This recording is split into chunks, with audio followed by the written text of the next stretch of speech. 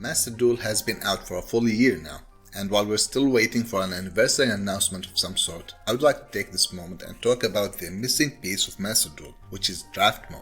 If you look at other successful digital card games and simulators, they all have some sort of sealed or draft mode included. It is a form of endless content where you can come up with different builds every time you queue up to the mode, and it is very disheartening that Master Duel doesn't support that yet.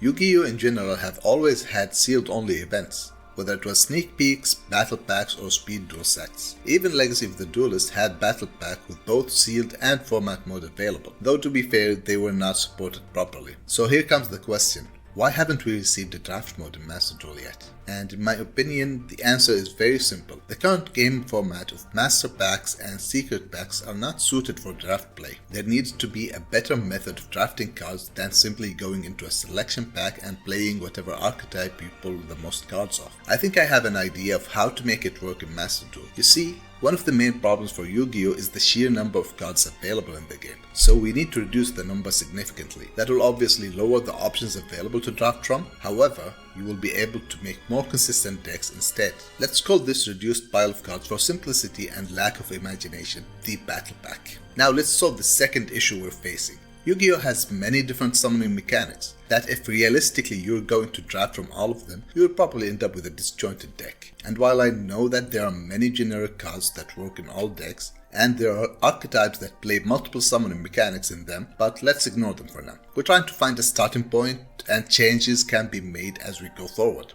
So the solution is to use the different summoning mechanics as the pivot for which cards can show up in your pack. Half of the battle pack will be very generic cards that work in every deck, while the other half will be based on which summoning mechanic you chose as your preferred form. Of course, the battle packs will need to be updated consistently to keep the mode relevant, but how often should that be? Every season? That's a bit too fast for both the player base and developers. Tying it to the Duel Pass, however, and rotating the battle packs every 3 months sounds more reasonable. Players hopefully won't get bored with the selection that fast, and 3 months is enough time to figure out what cards and archetypes can work in the sealed format for the next battle pack. Now that we have planned out the format, the next step is just as important. How do we keep players engaged? Yes, even if the content is really fun, without the proper incentive there won't be enough participation. And no, legacy packs are not an incentive. Come on, Konami.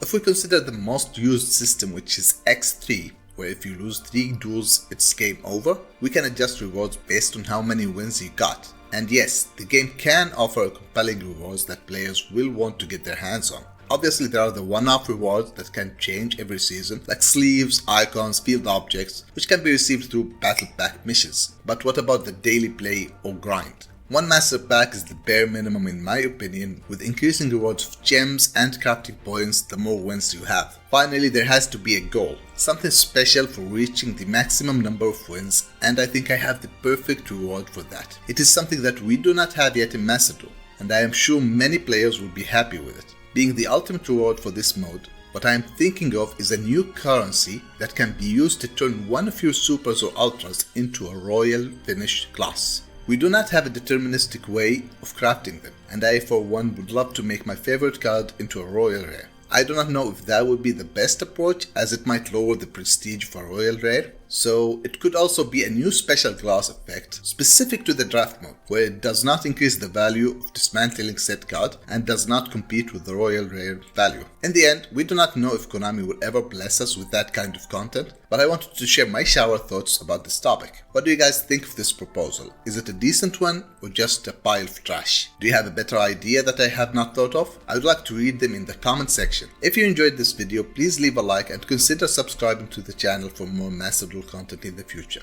See ya!